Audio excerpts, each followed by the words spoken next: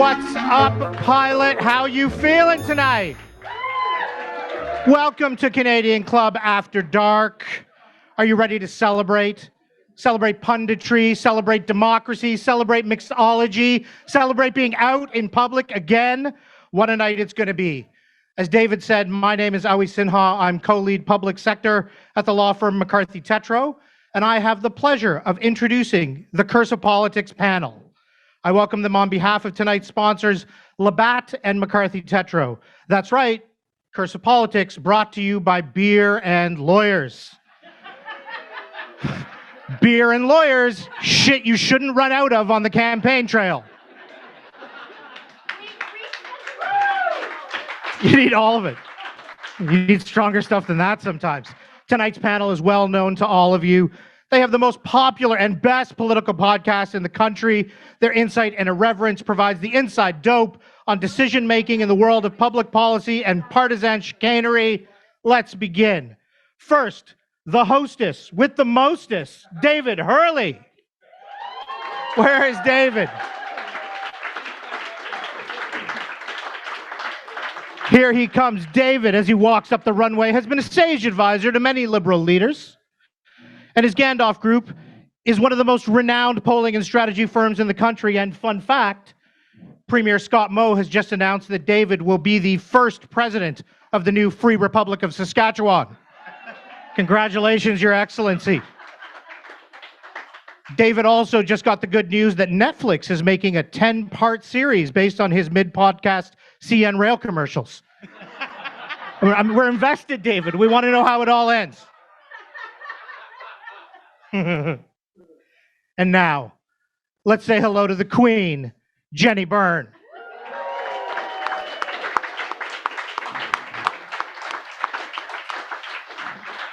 Jenni is CEO of Jenni Byrne and Associates, and she was the first woman campaign manager to win a majority federal government, and did so when she was 34.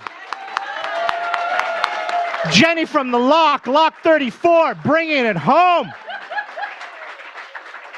She served as Deputy Chief of Staff to Prime Minister Harper, Director of Operations and Principal Secretary for Premier Ford.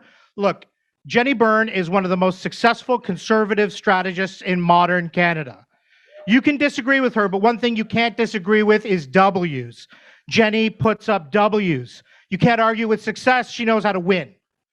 That's why I think Jenni should take a leave from the podcast to go help an organization that's having leadership struggles, that seems a bit rudderless, that has infighting.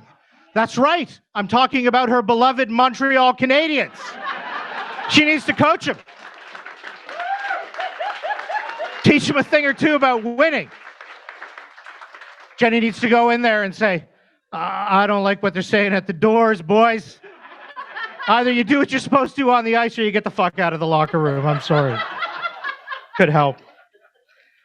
Last, and pending a recount, not least, the infamous Scott Reid, principal at Feschuk Reid. The Sultan of Spin Doctors, the man with the magic words, advisor to Prime Minister Martin and Premier Kathleen Wynne, Sherpa and shaman for political leaders and CEOs alike. One of the sharpest political minds we have. But let's all be real here for a moment, okay? We all know that during the pandemic, Scott went a little bit to shit, okay? It's a fucking mess. A fucking mess. His unshaven beard was the most authentic moment in pandemic podcasting. He was being true to the moment we were living in, but then a federal election came along, and it demanded of Scott that he give us his insight and his brilliance in a way that involved TV hits once again. And so he put on a suit and sharpened his look. And if that opportunity made Scott Reid take a goddamn shower and put on a clean shirt, then I never want to hear again that this election wasn't about anything. Ladies and gentlemen, the best podcast in the country, Curse of Politics.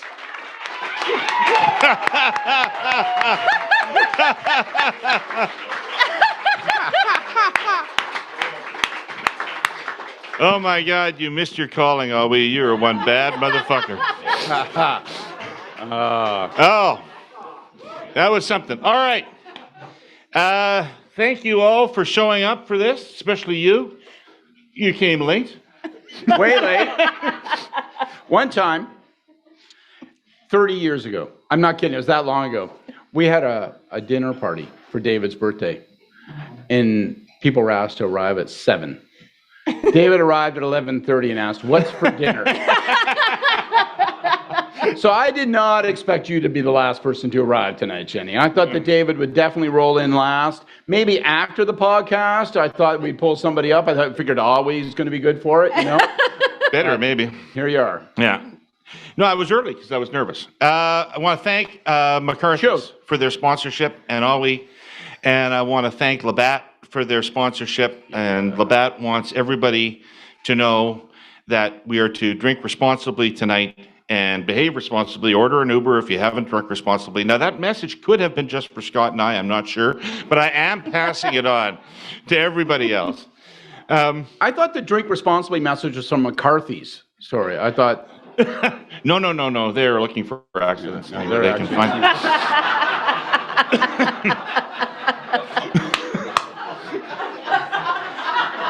Outstanding. People are listening out there in the real world, and this is going to be posted tomorrow on the podcast. So welcome all of you accursed to the pilot.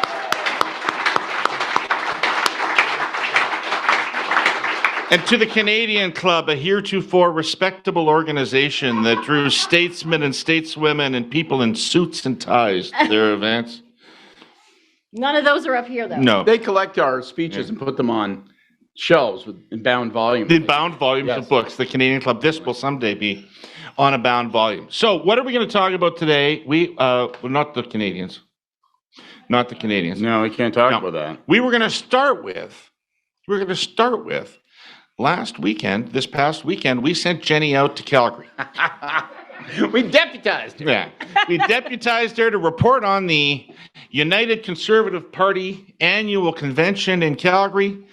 It's a lot of stuff happening out there. The premier's in a lot of trouble. The party's in turmoil. The economy's bad. What'd you hear? Well, I actually think almost every incumbent in the country is facing the same thing as Jason. It's not like things are great for Justin Trudeau. So what I saw was, Jason gave now we're bringing this down. I feel now we're doing a policy thing. But Jason brings things down. You're right. Yes, definitely a doubter. Alberta's back. Yeah, but so here's the thing. Jason gave a great keynote address. It just wasn't the right keynote address for the crowd that he was giving it to. So you have conservatives who have not supported his leadership. People are generally tired of COVID. And he gave a speech talking about Alberta generally. It would have been a absolutely great speech to give to the Canadian Club in Toronto or in Ottawa or in Montreal, because the fact of the matter is, you look at Alberta, they have produced and shipped and sold more oil in the last month than what they've ever done in their history. They are the fastest. Yeah, let's come on. They are the fastest growing high tech. They are the fastest growing high tech sector in North America right now.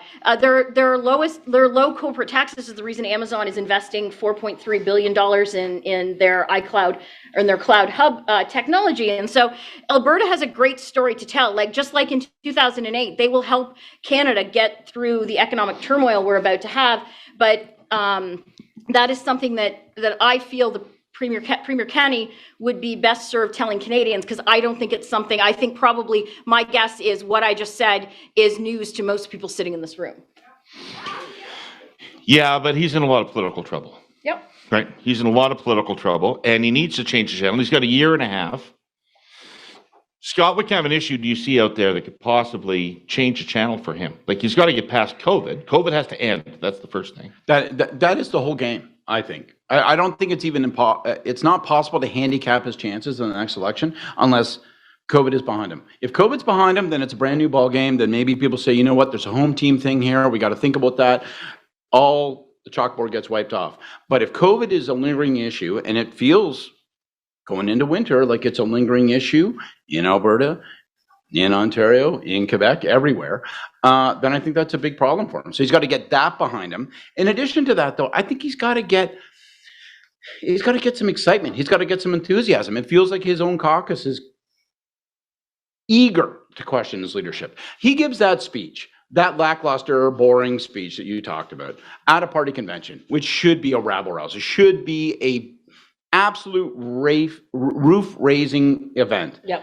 And he gives it, and Danielle Smith is giving an interview at the back of the room at the same time, going, "Yeah, I think I'm going to run for leader. If he's dead, I think he looks dead. Hey, does he smell dead to you? He smells dead to me, right? So I think I'm going to run for leader." I mean, it's unbelievable that she has the gall to say, after she crossed the floor, sacrificed her own position. I mean, it's a mind-boggling. Yeah, he'd be in way worse shape though if he had tougher opponents. Like her, she's ridiculous. She's a fantastic opponent. She's a great opponent for him. She's a ridiculous challenger. And then there's, there's Brian Jean.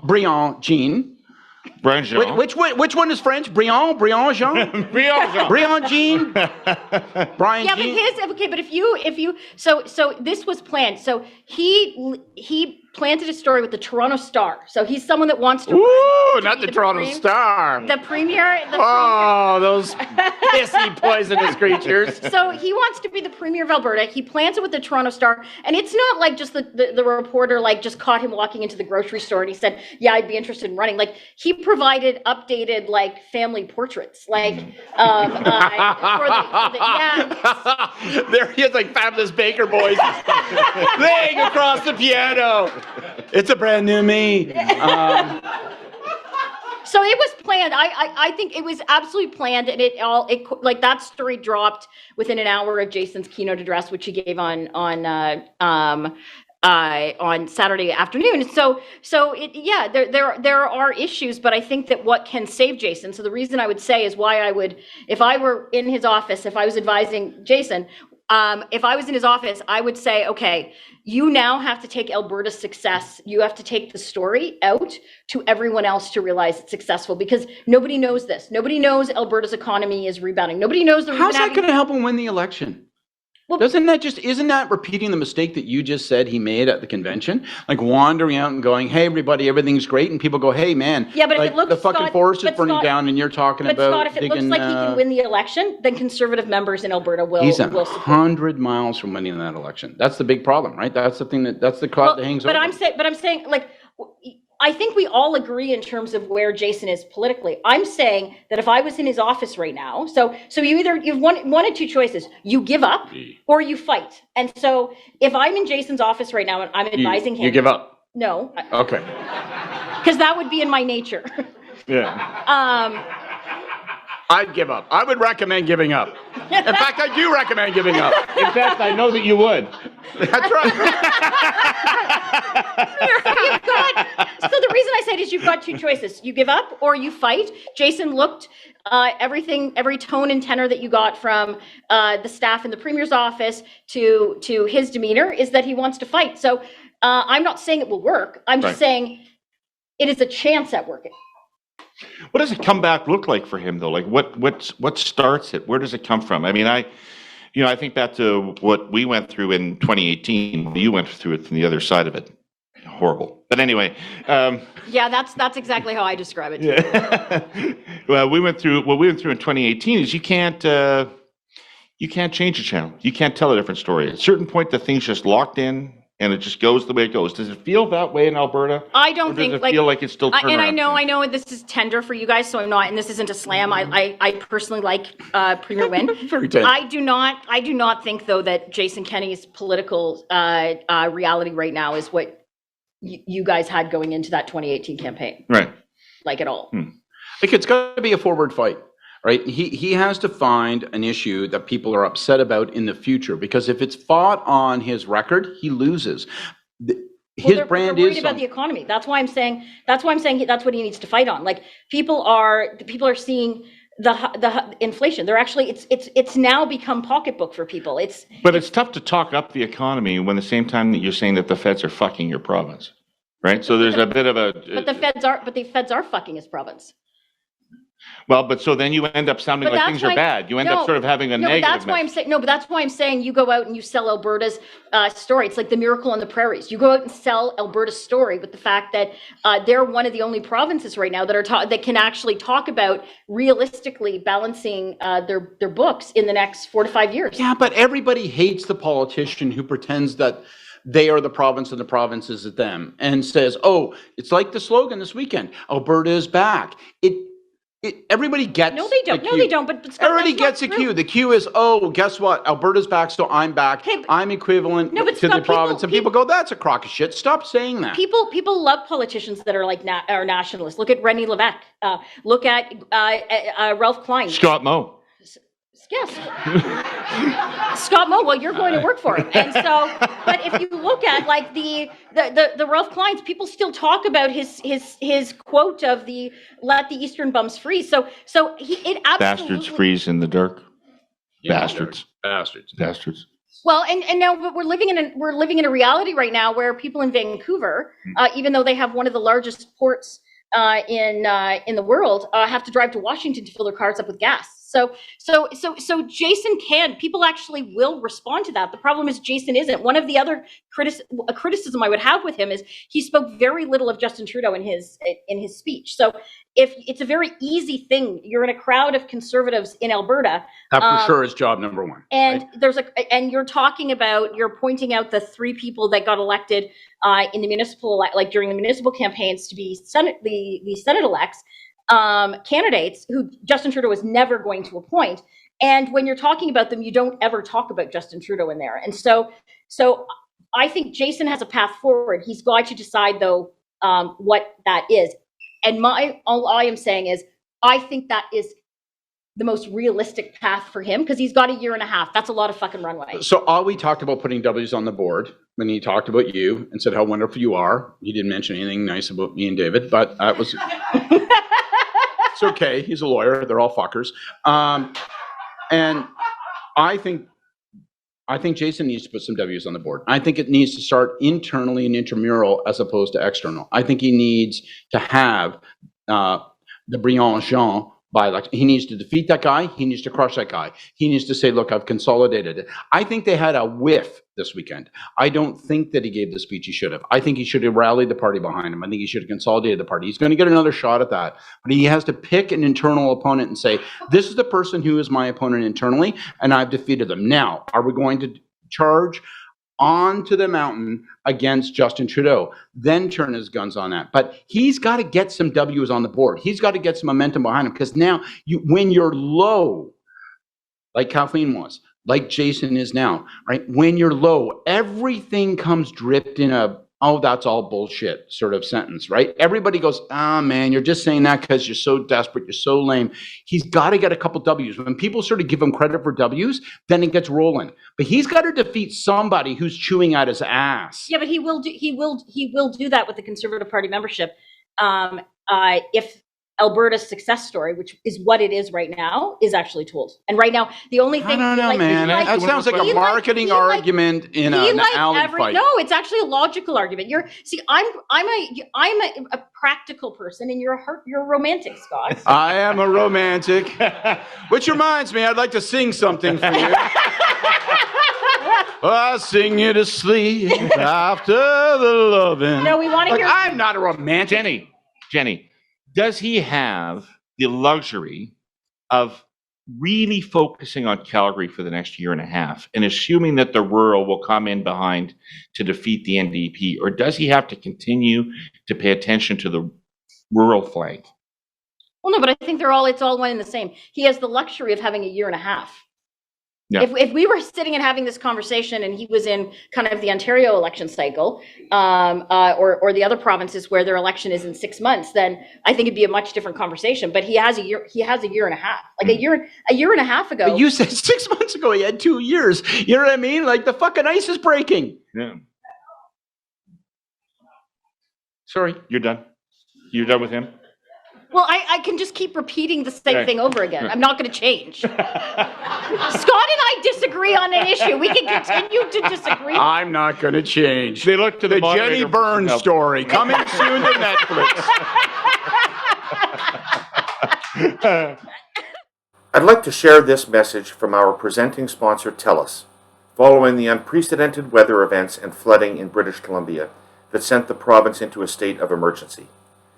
TELUS believes strongly in the need to support the communities in which we live, work, and serve, and we have always strived to do so. The floods that ravaged BC last week, and which have caused so much disruption in TELUS's home province, have impacted its customers, team members, partners, and suppliers alike. So they are committing $1 million in support of British Columbia flood relief. This includes money given to the Canadian Red Cross, food banks across the province, the BC SPCA to support their work to help animals and livestock in affected areas, as well as in-kind support in health, network, and community services. TELUS remains committed to being the company that is at its best when things are at their worst, and they'll keep offering their resources and human compassion to help their fellow citizens in need. TELUS also encourages anyone wishing to join them in offering support to contact organizations registered to provide goods and services in affected areas, including the Red Cross or the BC SPCA. We'll let you have some fun, but we won't let you start. Scott can start this off. Trudeau was in Washington for the summit with, I won't call it the Three Amigos because you hate the movie and I you hate love the name that. and Great. all that. So we'll call it the Trilateral Summit whatever. of the North American leaders. And Thank you. he got nothing of what he asked for down there. Despite a strong show of virtue signaling, he got nothing. No, but it even got worse. The Americans actually fucked us on potatoes today. Like, we got less than fucking nothing. I didn't even know that. I showed up unprepared, I guess. We got fucked up potatoes? Now I'm voting conservative. Fuck, what are you talking about? I love potatoes. We can't stand for this. I can't sell their potatoes in the U.S. now. Well, more for me. All right. Scott, why'd they set up a fight they couldn't win? I don't know. Like the way I look at these summits is you either signal in advance that these things are the conclusion of something or the beginning of something, right? So the conclusion of something saying this summit is going to come with a couple of announcements on issues that we've been working on for a while, and it's going to be a triumph and a celebration. Or don't expect much. We're going to kick off a bunch of processes. Might sound like shit, might be boring, whatever, but it's going to actually bear big time fruit. And you take your punches and hope for the best. And they seem to signal that there was going to be something out of the summit, and there was nothing out of the summit. And they made the EV issue their signature. All we got out of the summit was a very lovely set of photographs between the Prime Minister and Kamala Harris on that balcony, and they appeared to be getting along very swell, so that's great. But look, it's a big problem, I think. And when you have a weak president, and Biden is weak as yesterday's tea. No, but really it's weak. not. It's sad to actually watch him perform. It's gruesome now. He's got that bad hair at the back of his head. You know, that sort of hair that hangs off like straw on a doll that nobody's played with for 4 years. And he's just like, it's just gruesome, right? And so he's weak, and he's in no position to give us anything. And you have to work backwards from that. And I'm really concerned about this situation, because I look at it and I say, well, I don't know what the path is for progress on this. Like, they actually signaled there were going to be supply chain announcements. I don't think there were supply chain announcements. If they were, I missed them. So I didn't understand the logic of the summit. I didn't understand the pageantry of the summit. Biden didn't do the traditional press conference because he didn't want to be asked about his own domestic problems. It was not too damn good, man. Well, Trudeau did get complimented on his socks, though, so that was. All right, I know you conservatives love the fucking sock thing. I know, over and over and over again. It's dunking on an 8-foot rim. Come on. No, but the fact of the matter is, you say that Biden's not in a position to give him something. Biden, like, let's say the Democratic government, the administration it's not that they're not in a position, they don't want to. Unlike Trudeau, who goes out and shits on Canadian industry like the oil sands. No, let me finish. Nope.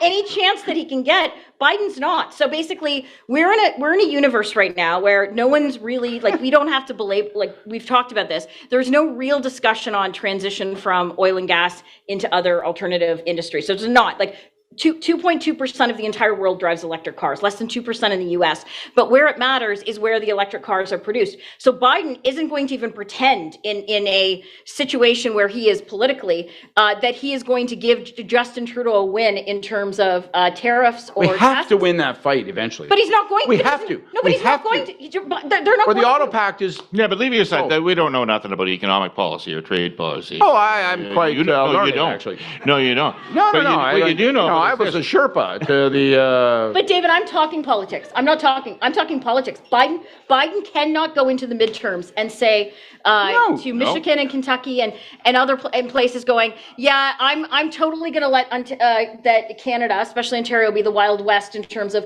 making electric vehicles. Like nobody, like it's not like a lot of people are buying them, but this is an optical thing in terms of like workers. So he wasn't even going to pretend. That's the difference. Trudeau is willing to go and pretend.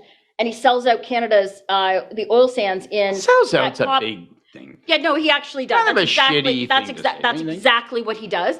Biden, they're smarter politically. They are not. He is not willing to go out and even give an inch to say, "I'm giving this guy a win," because smarter. that will hurt. He's not smarter. They're pretty desperate. Joe I mean, everything- Manchin has his balls in his fist. Oh He's my- not oh smarter. It's not Manchin. It's the electorate, right? It's It's the the electorate. They are electorate, yes. completely focused on not losing the Senate in the midterms, and they're and on the 2024 election. They have it's to be. It's all about that for the Americans. So I read stuff in the paper this week So about Dave, how you're there saying should you're be a actually team agreeing. Canada. You may not like what I'm saying, but you agree with me. I do agree with you. Thank you. But they were saying that I just wanted to check on that. Guess what that means. Dinkface doesn't. I was wondering to know what it meant exactly. And so you're not going to be able to win that fight. I saw in the paper people were saying we should put together Team Canada No. again. And I remember in the U.S.-Mexico trade talks that premiers were all calling governor counterparts and all this kind of stuff. But none of that's going to matter It's a all the whit. same variation on. None of that's going to matter a whit because they're making a decision in the White House about their electoral strategy, and they don't have any latitude. So we can't win those fights. So politically, when you're going down to a summit that you are not going to come away with very much, wouldn't you position that differently than this one was positioned? Yeah. Yes. Yes. But, these guys have a reflex play. And I know I sound like a jerk and a critic, but these guys have a reflex play, which is aspirational language, high hopes, all that stuff. And they played that card again. And it doesn't make sense. And they're hoping that the photos and the pageantry takes people to a place where they go, okay, well, I'm satisfied with that. But it's an unsatisfying result. You should have had a much more pedestrian play on this thing. You should have been saying, listen, expect nothing. Expect nothing of this goddamn summit, right? We are in tough. We are working against a brick wall, vested, entrenched interests and public opinion in the United States. And so we're going to have to just dig our way around it. We can't dig our way through it. But that's political comms 101, right? Like I agree with you. Yeah. Like it's every by-election. Like I would say, like when we would have a by-election, I'd be like, okay, our messaging is this is tough. Governments don't win by-elections.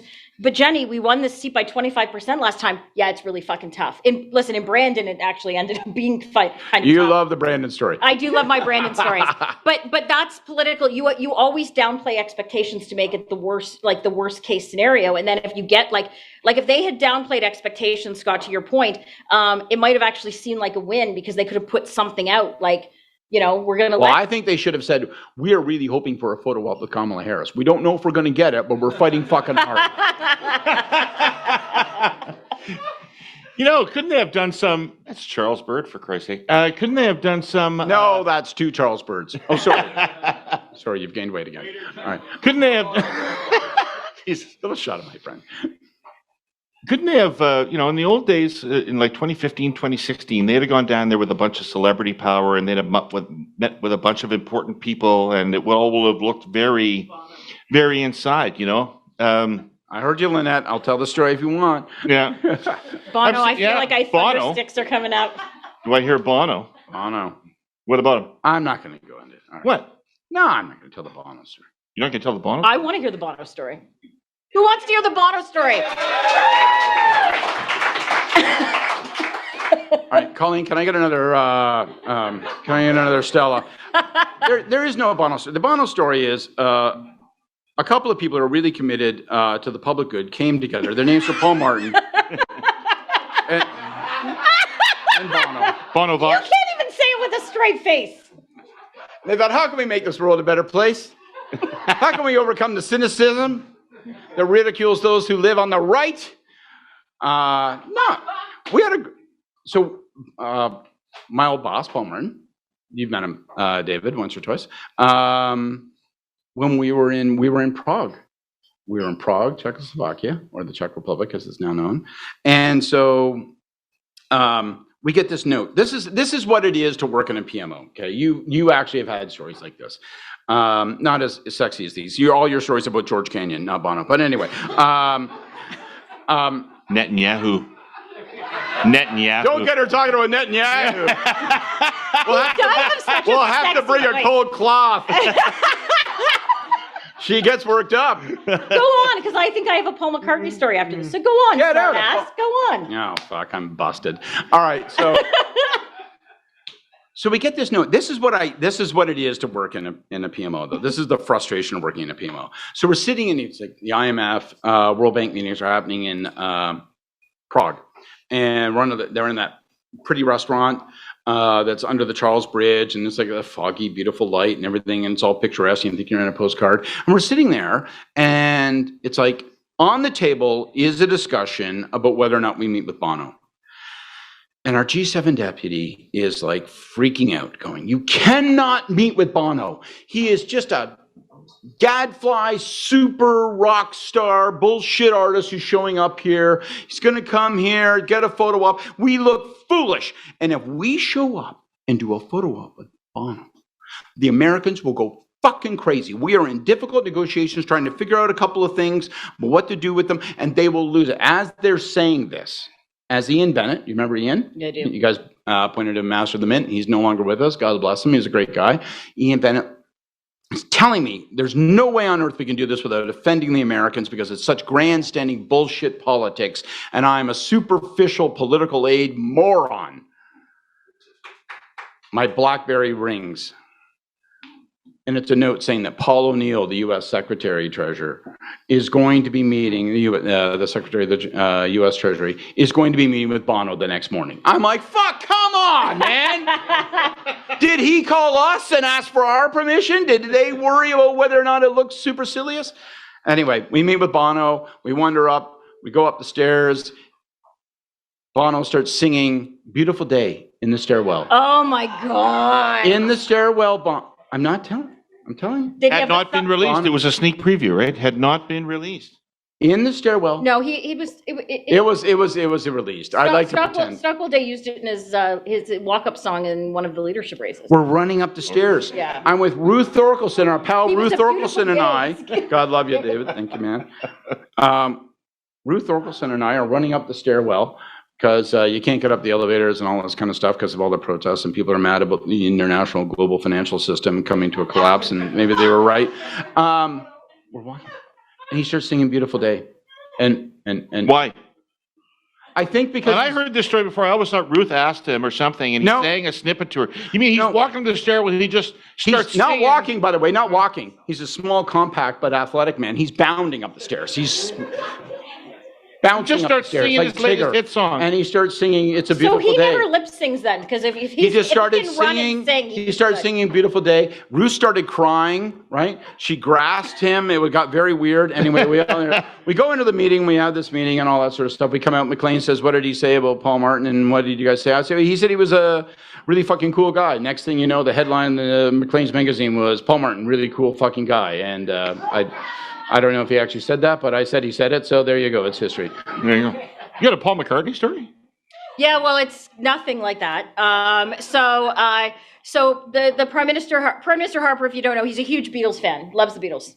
And in 2006, when Paul McCartney and his then wife came to denounce the seal hunt, when Paul McCartney and was in town, he called the Prime Minister, wanted to speak with him, wanted to meet with him, and it was with a heavy heart that the Prime Minister refused to meet with him because, of course, he was down. Well, he put Canada first, and Paul Martin refused to. I mean, that's the difference. No, but advice from bureaucrats. I know we're segueing. The advice from bureaucrats is don't meet with superstars. David's starting to get like, he's looking at us like we're getting off the agenda, but the advice you get from bureaucrats on certain things. So Prime Minister Harper visited the Middle East in 2014. It was the biggest international trip I'd been on. I led the advance on it. It was and so one of the things we were going to do is we visited the Western Wall. And every meeting we had, they're like, oh, no, Western leaders don't really go to the wall. And so like every meeting I'd be like, well, here's a picture of Barack Obama. Yeah. And let me find another one of like George Bush. And then there would be all other like forms of like advice as to not. And it's like, at the end of the day, I finally said, okay, so you don't want to go to the Western Wall. The Prime Minister wants to go to the Western Wall. So do you know what's going to happen? The Prime Minister's going to go to the fucking Western Wall. It's a mind your lane thing, right? They're like, oh gosh, it might offend the Brits. It might offend the United States, right? Paul O'Neill, this guy has gray hair, gray skin, a gray suit. He's got a little house at home with a gray wife, 2 gray kids, right? Everything in this guy's life is gray. He's meeting with Bono. We can't meet with Bono. You're fucking right, we're meeting with Bono. And he's going to sing to me in the stairwell, and I'm going to tell the story in a bar for the rest of my life. So kiss my ass. Well, it's pretty clear British Columbians are paying a heavier price than most for climate change. Last summer, BC suffered some of the hottest temperatures in the world. The heat and resulting fires killed hundreds of people in the Pacific Northwest. Now, just months later, an atmospheric river has channeled an unimaginable amount of rain into the province. Tens of thousands of British Columbians have been forced to flee their homes. The flooding has killed livestock and triggered deadly landslides. Our sponsor, CN, has thrown itself into relief efforts. The railway has extensive operations in the province, and many of its employees live in the interior. This week, CN pledged $100,000 to the Red Cross. It has been working with provincial emergency management officials, organizing evacuations, delivering medical equipment, and escorting healthcare workers to stranded areas. Still, the floods closed all roads and rail lines between the Lower Mainland and the rest of Canada for days. And it all just emphasized how vital CN is to Canada's economy. In 2020, CN moved 300 million tons of cargo along nearly 20,000 route miles from coast to coast and deep into the United States. It actually set a record last year for moving grain out of the prairies. But when trains stop running, containers of material crucial to the livelihoods of producers, manufacturers, and retailers start piling up. That happened last week. There were knock-on effects across the country. CN takes its job as Canada's main trade enabler seriously. Its employees are working night and day to restore full service in BC. Weather permitting, some normalcy should return in a few days. 2021 has been a grim year, one that followed a grim year. The only effective way to cope is together. Let's all try to keep that in mind. All right, politics. Apparently we do politics here. It's time for our clipping section. Oh, no. Mm-hmm. Oh, this is going to be fun. Yeah, it is going to be fun. It is going to be fun. We are leaping off a Chris Selly column in the National Post. At some point, Canadians will tire of their federal government and its prime minister, and they will elect a replacement. And whoever happens to be the leader of the Conservative Party of Canada on that day will almost certainly become prime minister. There's no obvious reason O'Toole can't do it. If the all-important 905 voters will turn out for Doug Ford, there's no obvious reason they wouldn't for O'Toole. Of course, beyond O'Toole becoming and being prime minister, it's difficult to identify or predict any point to this exercise whatsoever. On defunding the CBC, on gun control, on climate change, on just about anything you can name, O'Toole has proven himself willing to say pretty much anything to mollify those who might be frightened by the idea of conservative governance. We can reasonably assume he would govern similarly, like a palm tree bending in the winds of the day. So that's Chris Selly's backhanded argument for keeping Aaron O'Toole. Man. Because he's harmless, and whoever's in that job will eventually get to become prime minister. But do we know that's the actual case? Like, he went into this election thinking he was going to be prime minister. He did an interview on John Moore this morning, and they replayed your clip on him, Scott. I don't know if you know that. I don't know. And He didn't like that. He called he called me a liberal. in the middle of the Aaron O'Toole interview. That must have been fun for Aaron. But we actually don't know that is the case. Aaron's problem is he didn't run as a conservative. So you can't say he could win the 905 like Doug Ford did, because he didn't run like Doug Ford. He didn't run like Stephen Harper did when we won the 905. And so this is the problem that Aaron's going to have. I do see that he released some more running videos. He's back to jogging. So that's awesome. I can write a new article for the Walrus all about his body and stuff, because that's it's colder out, so he's wearing sweatshirts. So it's harder to. Well, still, I think there's quite a bit going on underneath the fabric there. Listen, at the end of the day, at the end of the day, leaders survive elections if it looks like they're going to win the next one.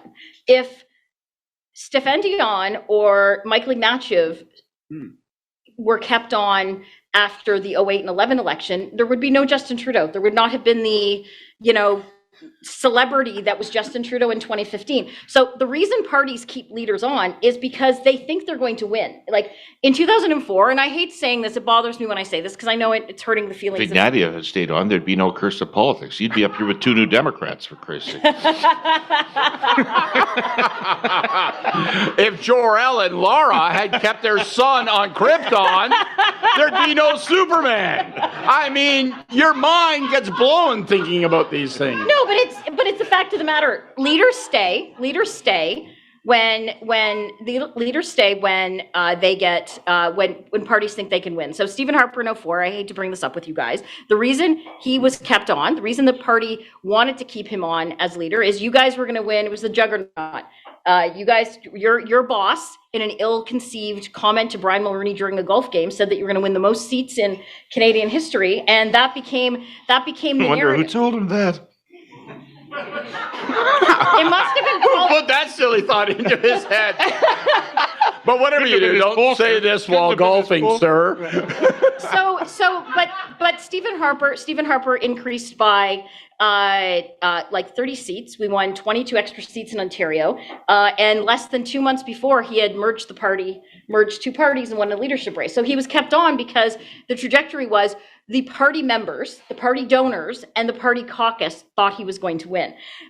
With Aaron, it's very reminiscent to me of the 2000 Alliance kind of leadership. So we had the election in November, and it was about 6 months afterwards where stock was finally, at least caucus came out. And it was because no one was giving money to our party.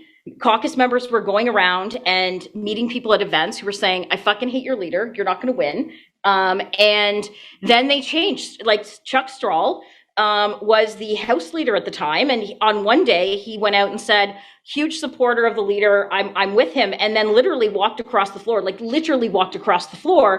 the DRC and 11 other caucus members and basically blew the entire party up. And it wasn't for 4 months after that Stock called leadership race. And here we are. And so these things these things are either quick and clean or they're messy. Aaron has decided he wants to stay on, but it's hard to actually find someone out of anyone that's not getting a paycheck from him that actually thinks he can win the next election, regardless of what the economic uncertainty is leading into the next election. Okay, I'm going to say something to you, and you're going to beat the living fuck out of me after. Who are you looking at, me or Scott? You. Okay. So I would never hurt him.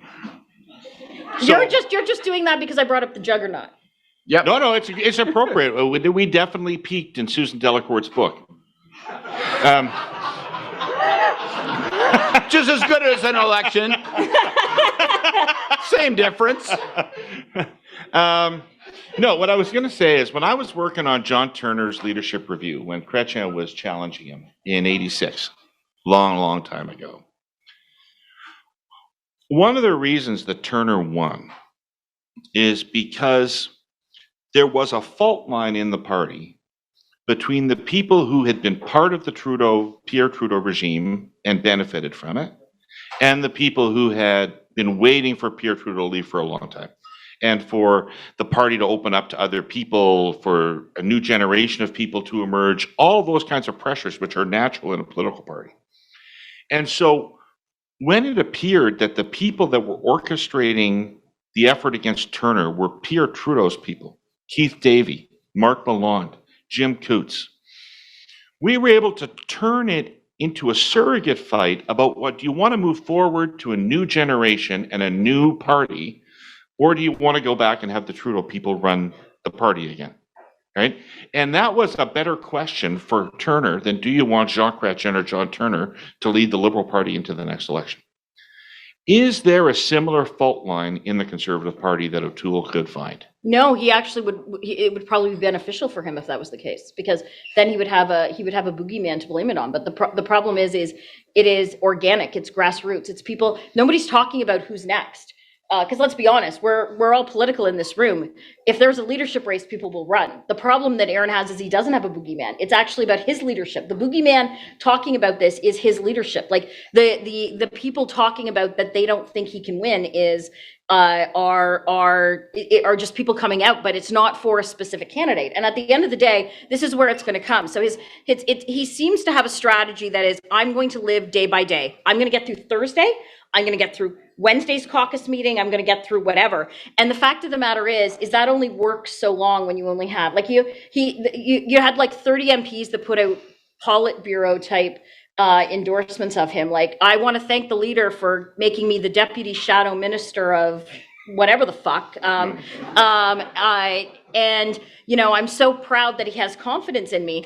But the problem he has is, because it's the support is so tepid, as soon as those guys start not getting checks from their donors and not getting support from their volunteers, or people just start to walk away, then they turn very, very quickly. And so I think the difference is David, and I know we've talked about this before, he doesn't have a boogeyman because there isn't one. The boogeyman is. What does Harper represent in the Conservative Party right now? Well, Harper is seen as the founder of the party. He was the prime minister for 10 years. He brought two parties together, and in less than 2 years, became the prime minister. But is he a recipe that can be replicated? Is there somebody, not Harper, but somebody contemporary that can replicate Harper's success? Not in terms of just winning a general election, but in terms of like knitting the movement together. And yeah, but we'll see. Well, there has to be people out there. Like, parties evolve. Like, every party evolves. Like the Liberal Party wouldn't elect a Paul Martin or a Jean Chrétien now, like, because we've all evolved in our thinking, we've all evolved in our policy and what have you. The issue is what Conservative MPs and what Conservatives have to think is, are you going to hang the whole success of the party, of the movement, on that you think the economy could be so bad that Justin Trudeau, the unicorn candidate, like literally probably in our lifetime we will never see anyone that actually has the stature or the celebrity status that he has. Do you think that's enough to keep a guy on who only since the election, when he comes out, is talking basically about vaccines? We have not really heard him on inflation. We did not hear him on COP. We have not heard him on any substantive issues. So if Conservative MPs think that that's the case, like, have at it. But Kerry Diott, who was the MP for Edmonton-Griesbach, he won with 53% of the vote in 2019 and lost in this election. So there's not a lot of MPs sitting in the House of Commons that win within like over 50%. So if they think that they can lose 15% every election, Godspeed to them. But as someone that cares truly about the movement, I think that they are deluding themselves right now if they think that is the case. All right. So let's move to Ontario. Less than a year left before a provincial election in Ontario. Poll out this last week by Leger. Most accurate people in the federal campaign. Poll out this week by Leger said 34 Ford, 31 Liberal, 26 NDP. Right? What do you make of that, Scott? First of all, I buy it. I don't think that the Conservatives are much about mid-30s. Doesn't make sense. There's like, they're stable, but not lapping the field. I think there's a big split on the other side of the equation.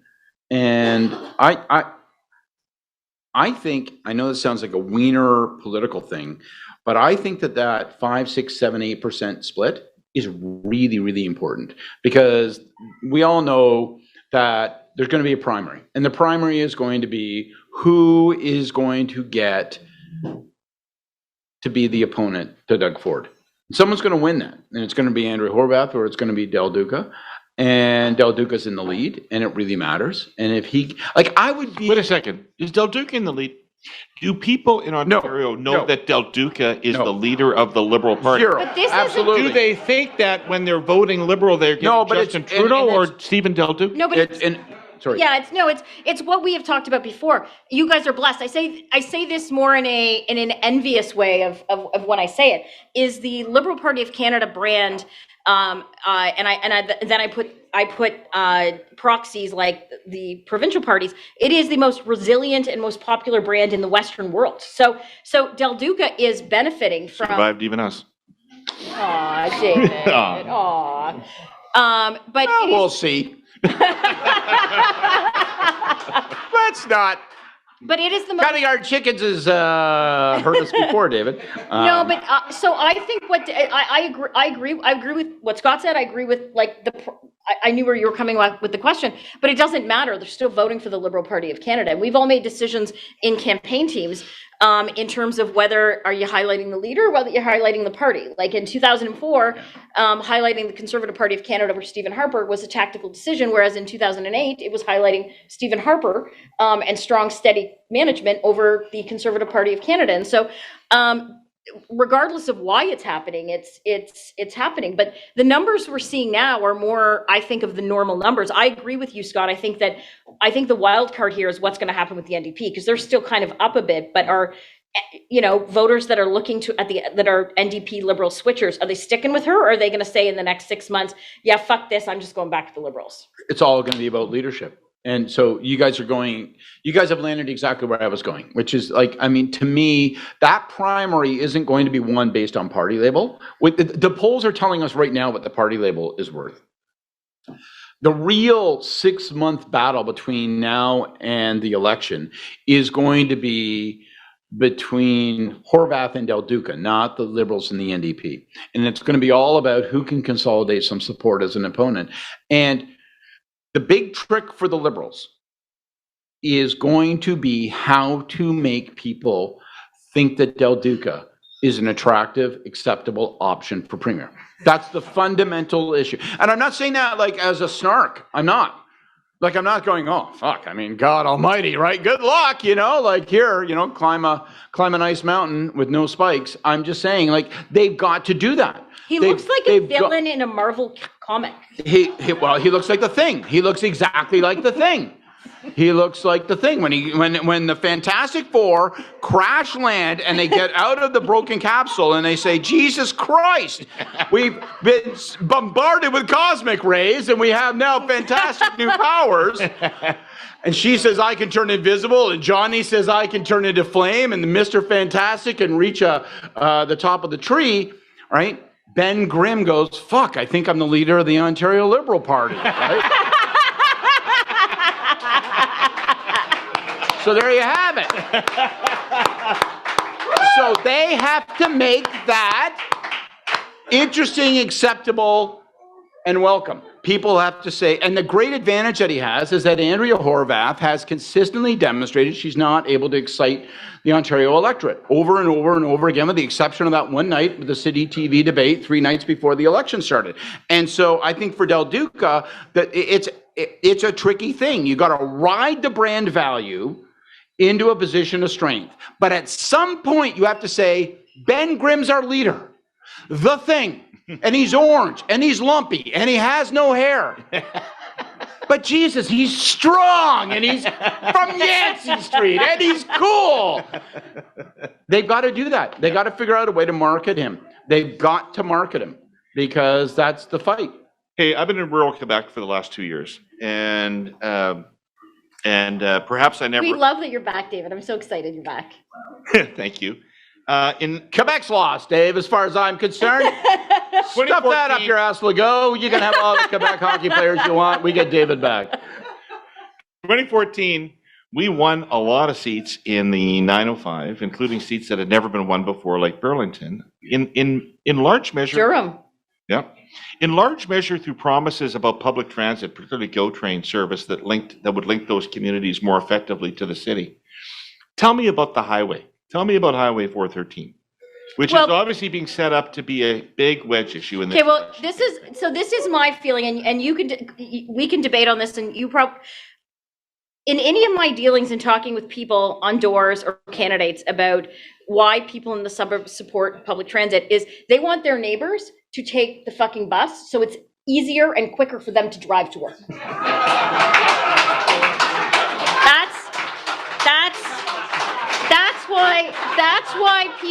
That's why people in the suburbs will say they support it, but when it comes down to brass tacks, they won't. So I think that in terms of the Conservative plan, I think they have probably found some kind of issue that is actually the case. Right. But if it's so obvious, why are the Liberals and the NDP digging in against it? Like, what is the like? It seems to me clearly like it is a Conservative strategy, but the other parties welcome it. Yeah, but I don't know, but Del Duca, so this is to go on Del Duca. He had some kind of weird tweet yesterday or today that I saw, and it was basically on highways. He's like, Doug Ford did X, Y, and Z, and he has no plan on climate change. Like, it's discombobulated. Like, it's kind of like, Scott's wearing a blue blazer, David's wearing black, blah, blah, blah. Like, it's like there's no coherent strategy. I agree that David made a mistake. On that. Sorry, that was your point, right? No, so I think that like I don't think the Liberals have fully figured out what their strategy is, right? Because they actually I super agree with that. Man, I agree with that. I agree with that so much. Jesus, Jenny, it's so my word, your caress is like a tonic. No, but I so agree with that. Like, to me, that's a perfect issue to say, wait a minute. Have we got sort of an assemblage of like what's left over in the party, and we're going to just automatically pick up kind of the refugee kind of assumptions from the feds and say, well, that's a climate change issue?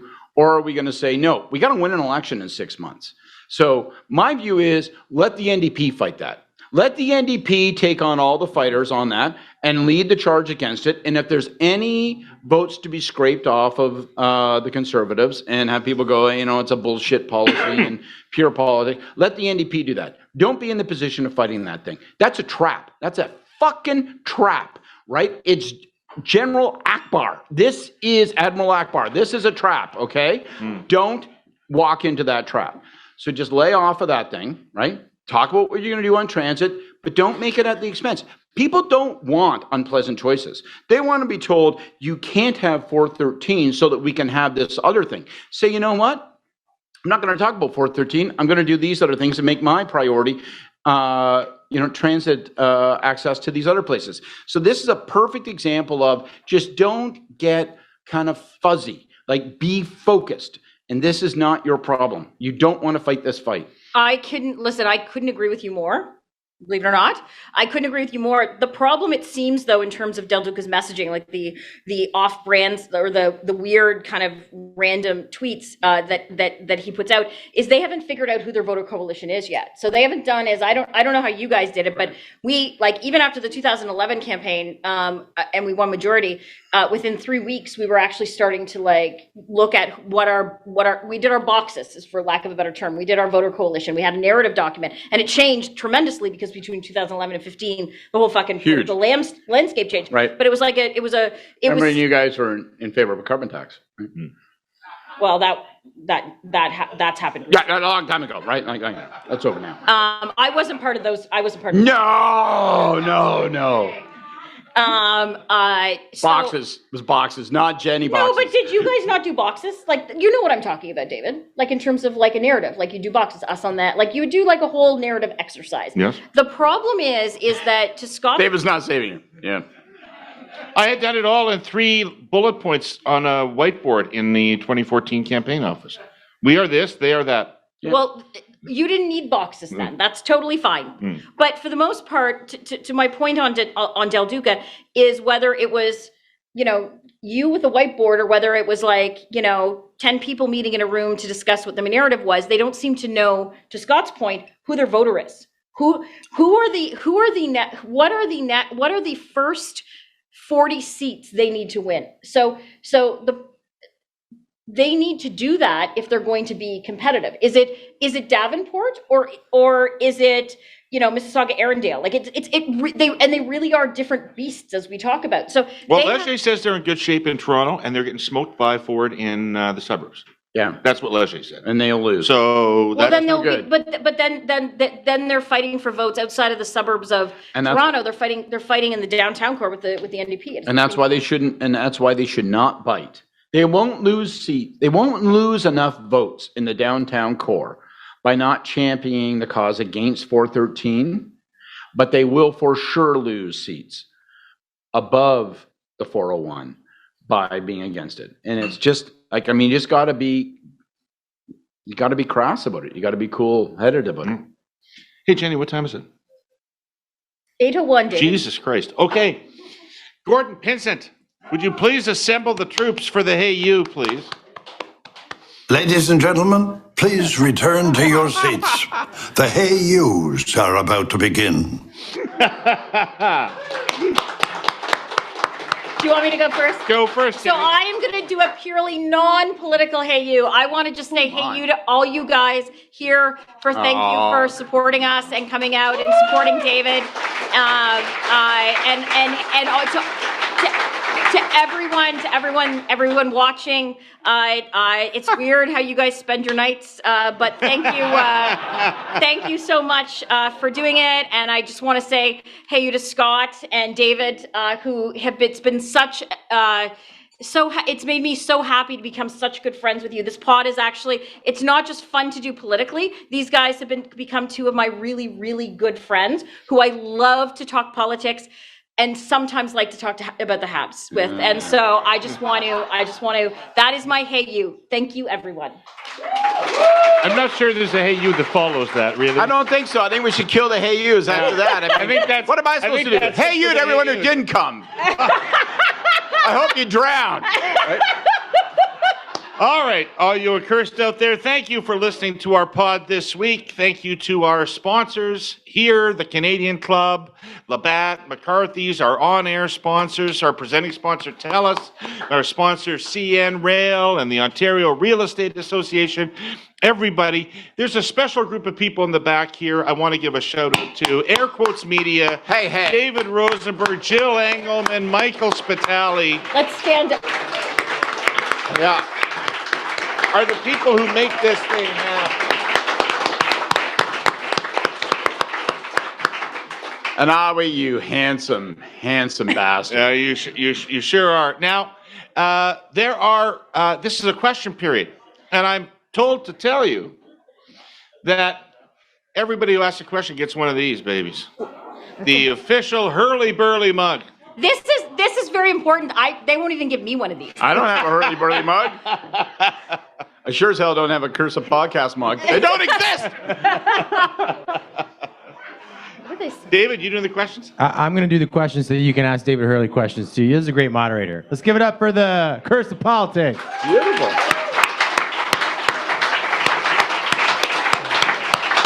All right, Colleen Kennedy is walking around the room with the microphone, and I know that there's a lot of people who wish they were on the Curse of Politics.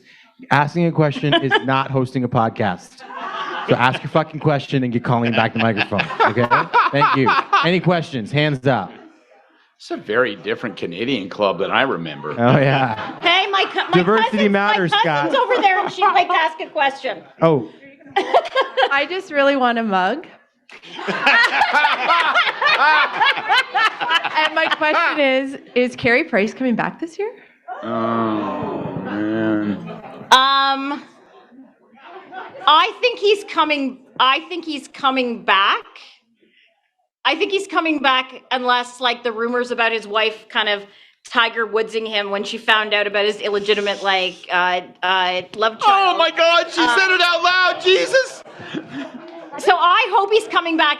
I'm going to be honest for all you Habs fans out there. I feel terrible because The last time I bought I'm just saying what the news is reporting. No, I don't know about that so- news. I don't listen to that news. I don't read that news. I don't like that news. So anyways, all I'm Carrie is saying perfect. You stop it right now. I just want to, yeah, David's going to edit this out of the broadcast. No, all I'm saying is I love Carey Price.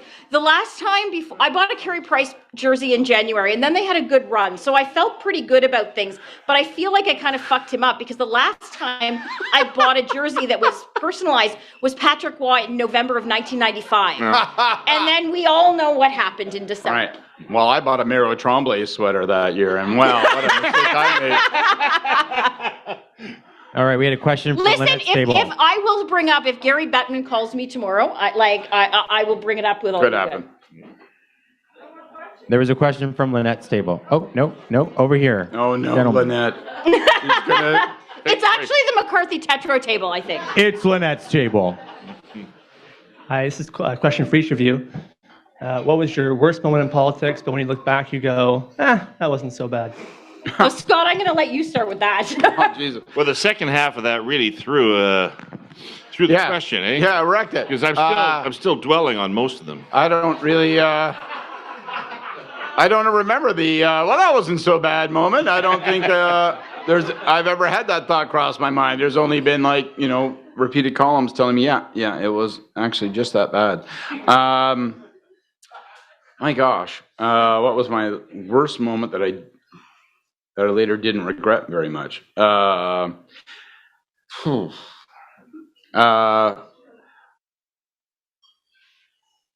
I'm really stunned. Why don't we come back to you? All Scott? of Jenny, my worst moments I really regret. You have to understand, I regret everything, okay?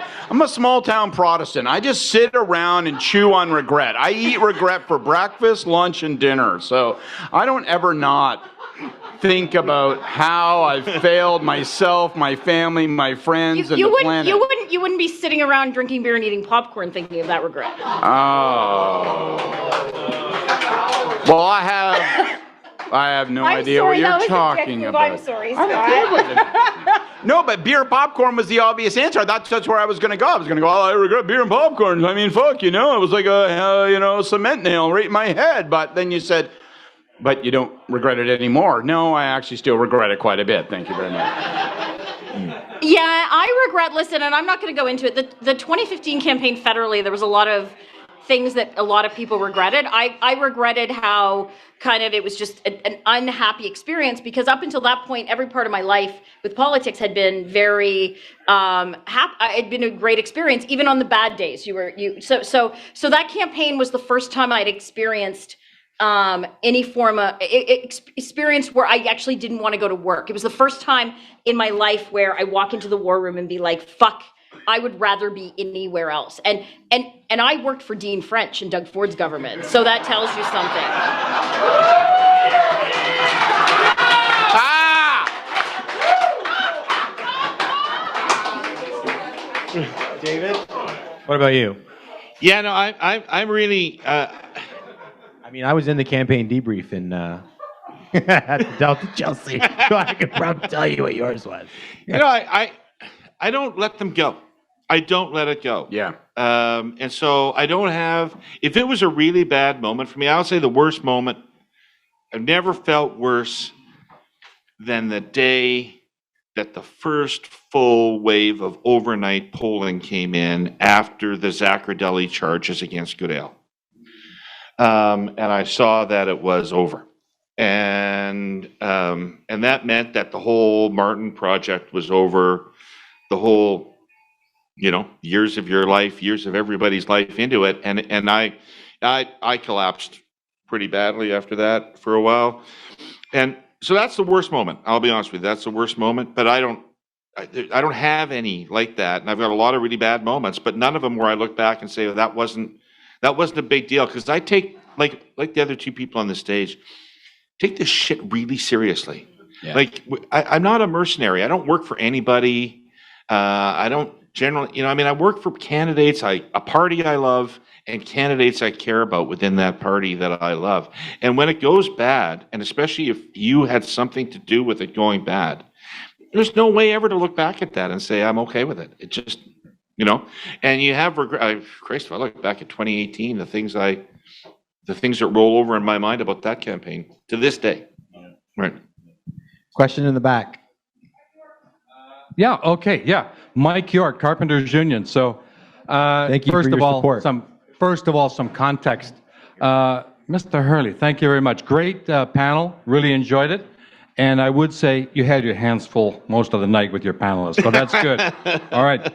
A little bit of maybe current affairs, and also, look, it's going to have to be involved with somewhat of the construction development industry, given my background. So today I heard CBC, Mr. Ford taking a number of shots at the development industry, and the context of that is a developer in Barrie pulled the plug on a condominium development project. People are up in arms.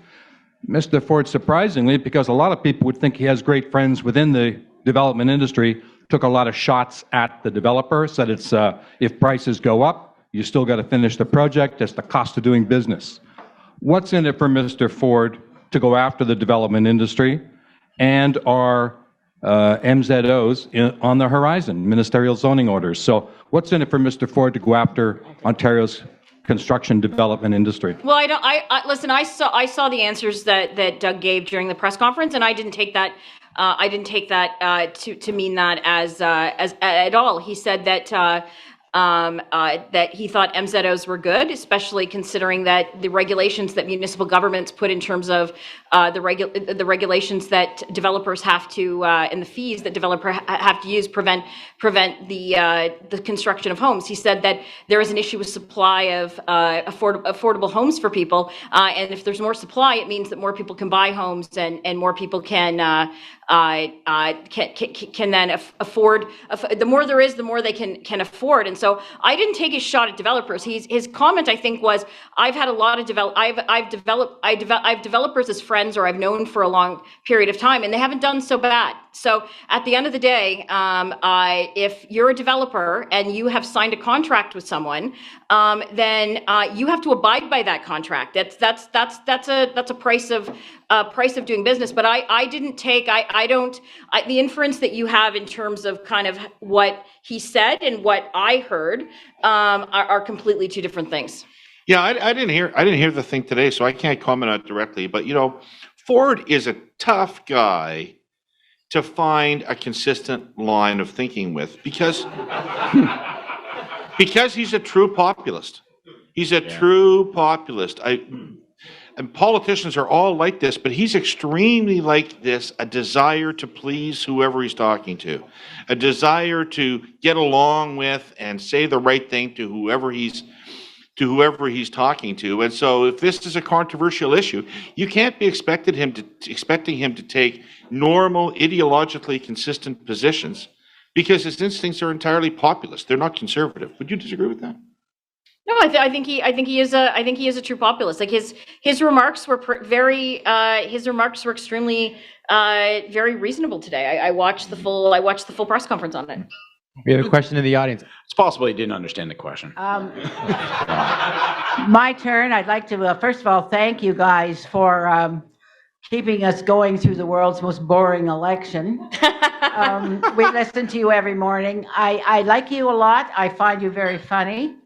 I do get a little sick of the references to the Habs every single time. Sorry, you're going to have to find another podcast. Well, I'm sorry about that. But I was going to say you're just going to have to live with it. Now, and as somebody, there's two people in this room that were actually in the Gardens when we won the Stanley Cup. I'm one of them. My husband's the other one. I have a question about the current election coming up here, provincial. If in fact the question might be how to distinguish between the Liberals and the NDP, and Jenny, I might vote more your way than not. Would we not, as a party, go after the fact that the federal economy run by the Liberals is going to be totally in the pits in about 6 months, and use that as a factor to run against the Liberals? Just a thought. Yeah, no. So personally, I would actually talk about the policy money. The part of the reason we have a high inflation is because of how much money we've been printing in terms of the pandemic. Because other countries like Switzerland, for example, that did not take on the levels of debt that we did, do not have the levels of inflation. That being said, though, the unfortunate thing for all governments, regardless of their political stripes, as we lead into if we lead into a period now of economic instability, and not really instability, it's economic where you have where you have inflation going up, prices going up, incumbent governments take the fall for that. It doesn't matter what level of government it is. It's if you're in power, you are going to end up wearing some of it. And with the good comes the bad. The bad is that you're all seen as in this together, regardless of what political stripe you are. He could listen. Doug could say that, and we could see what could happen coming. I just don't think it's gonna in the coming months. I'm not sure how much it would work. Ladies and gentlemen, the curse of politics.